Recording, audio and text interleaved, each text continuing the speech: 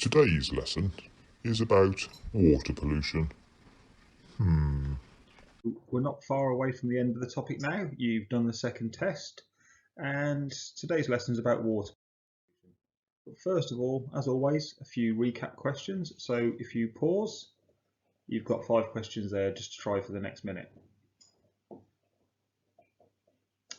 Okay, hopefully you've tried those.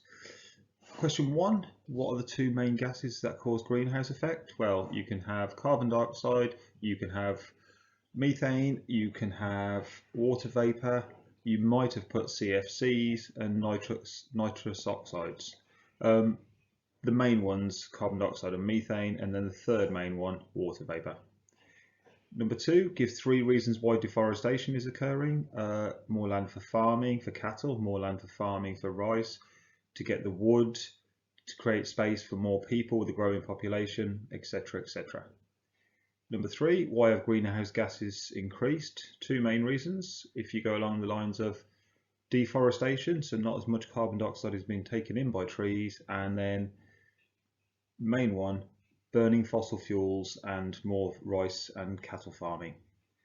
Number 4, what's meant by biodiversity, the range of different living things, and give 4 examples of resources humans are using up: wood, land, we're using up oil, coal, etc, etc. There's quite a long list there for you to choose from. Okay, keywords here. Looks like a lot, some of them might be strange, but for example, here at the bottom we've got sewage. Most of you will know what sewage is already. So the wastewater from our toilets, etc, goes into sewers, and then it depends on what happens with it next. A couple of chemicals here that we spray on farm crops. We spray insecticides on farm crops to get rid of the insects. The side bit is the death bit.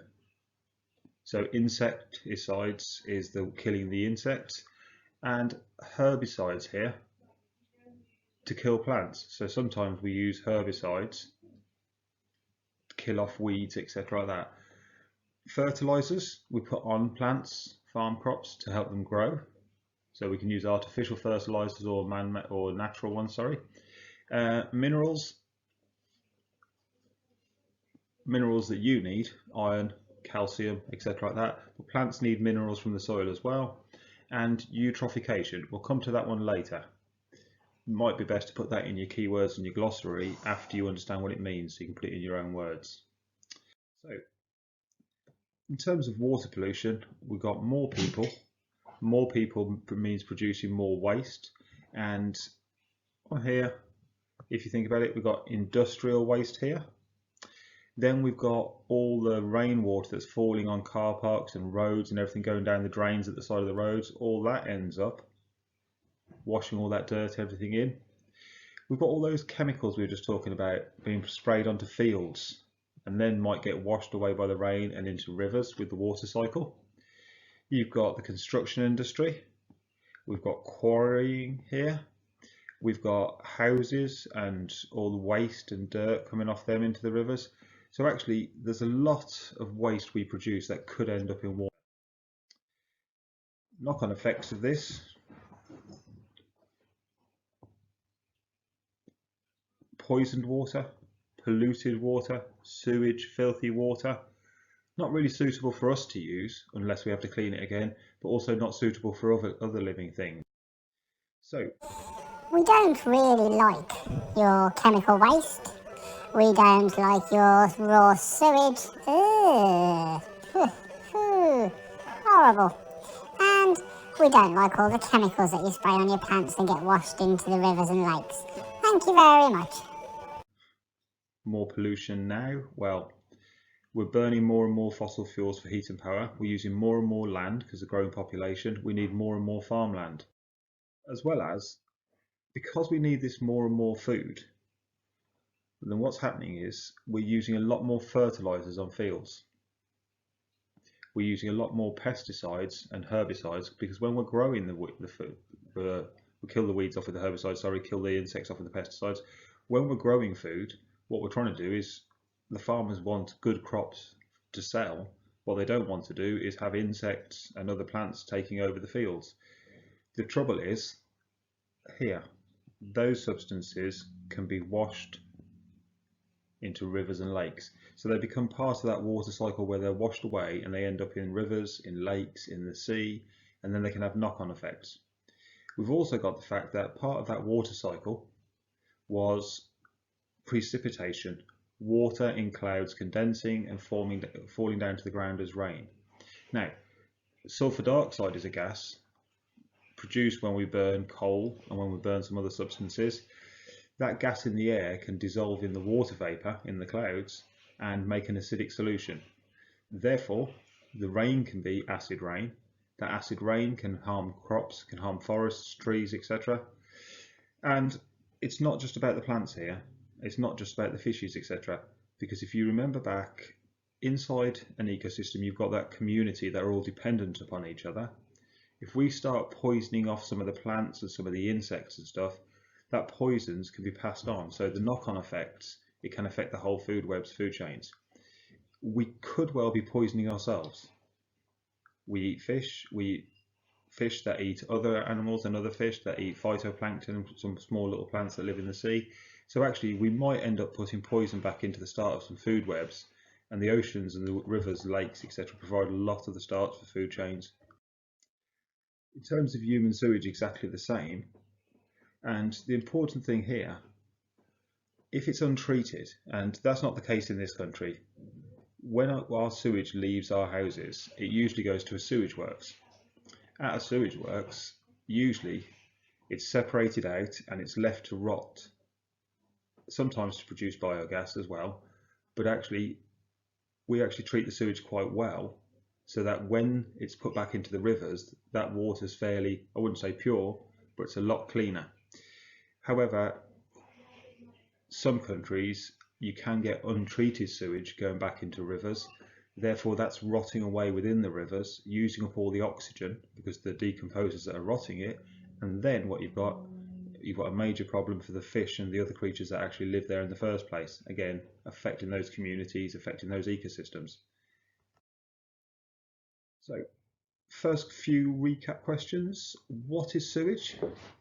Name 4 things. So if you remember a minute ago with my red highlighter, I was highlighting that diagram. 4 things that can lead to increased water pollution.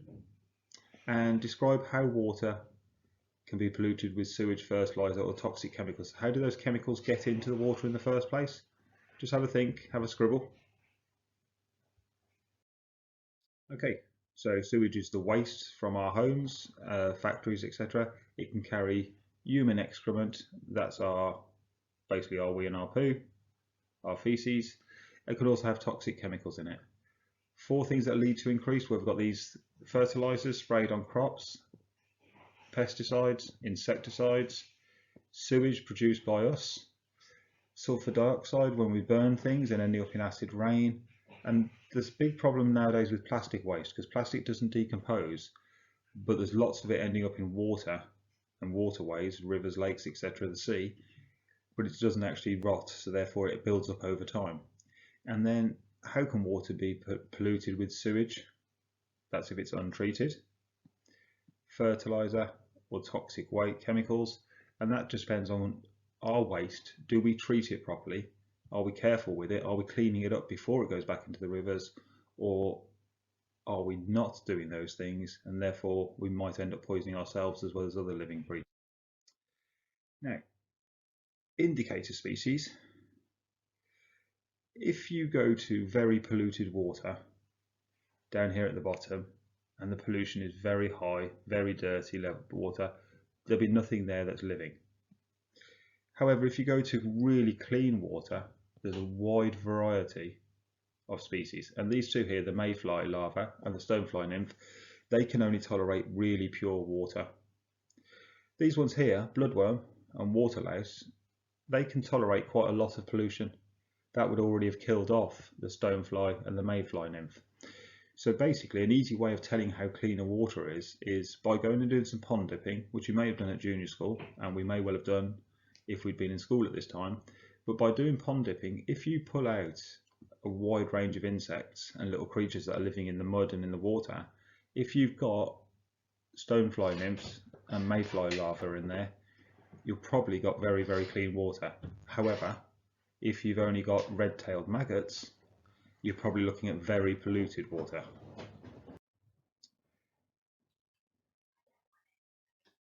Three more questions for you to try.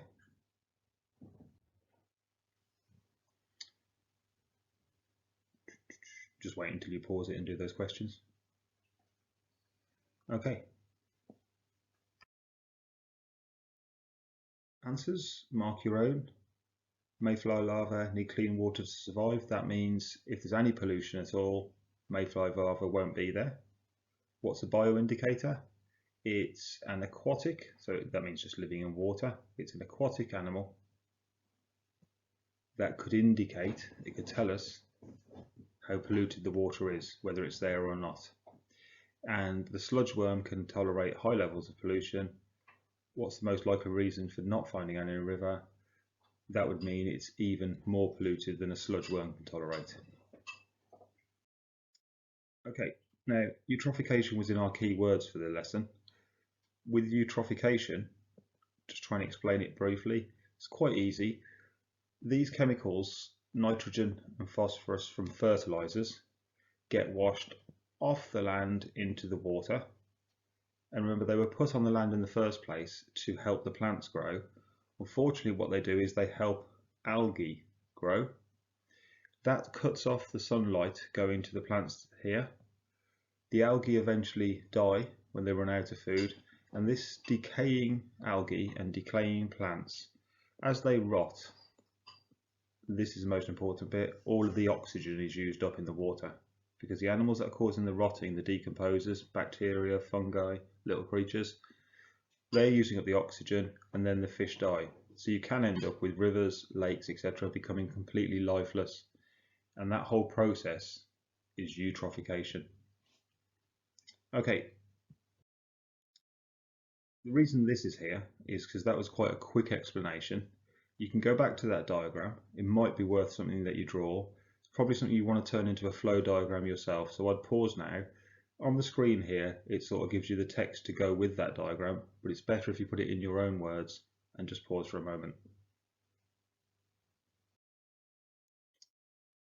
So again, same sort of idea. You could use this diagram for those 5 stages. Stage 1, it's getting the nutrients, the fertilizer getting washed into the water. Stage 2, the plants growing and then dying. Here's your algal bloom at stage 3. Here's your dead plants at stage 4 rotting. And at stage 5, we've got the fish and other animals that are living in there not having enough oxygen and dying out. Okay. Question 7 is about that previous diagram. You not necessarily have to do that if you've done a flow diagram of what eutrophication means. Question 8, the effect of sewage on water. Exactly the same there as eutrophication. Number 9 and number 10. And then check your answers through. Okay, 2 summary tasks. 1, you could choose to do that. How can water be polluted with sewage, fertilizer and toxic chemicals? What effect will that have on living things? If you're fairly certain in your notes and diagrams so far you've already got that, then do this one instead. You don't have to do a whole presentation, etc. But if you were to research DDT, we used it as an insecticide to kill insects on crops. It ended up getting into food chains, food webs, and then birds of prey, herons, started to die. When they were eating lots of little creatures from the water, they were getting more and more DDT in their tissues, and therefore they get poisoned. And the same happened with lead. Lead was used in fishing weights originally. Lead got into the waterways, and what they've worked out eventually was lead in the water was causing swans to have very, very thin eggs, and the eggs were actually smashing when the swans were trying to hatch them. So therefore lead fishing weights were banned. So quite easy then. All you have to do is clean the water after you've used it. Don't put any dangerous chemicals into it, find an alternative, and then we'll be healthy, and other creatures in the ecosystem and the community will be healthy too. Thank you very much.